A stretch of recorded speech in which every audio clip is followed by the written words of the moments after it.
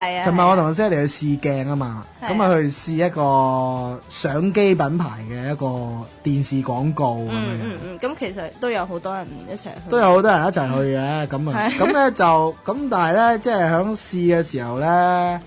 即係呢個即係對方啦，負責 casting 嗰位朋友佢就話：不如你有冇得好情深咁樣去影緊相啊？咁樣好情深，要你好情深，即係我好情深咁樣影緊相。點解佢係要我好含情脈脈咁睇相咧？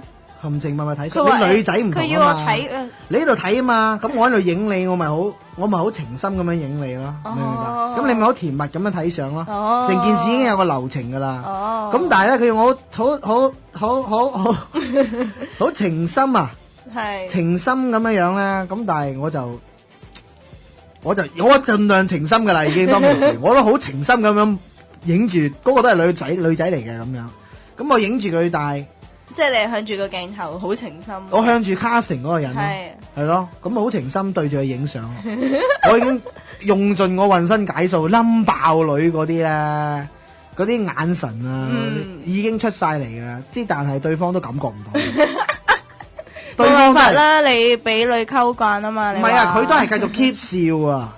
咁佢最後就係發現，咁啊係嘅，你呢啲喜劇演員係冇理由叫你情深㗎，點樣叫你情深咧？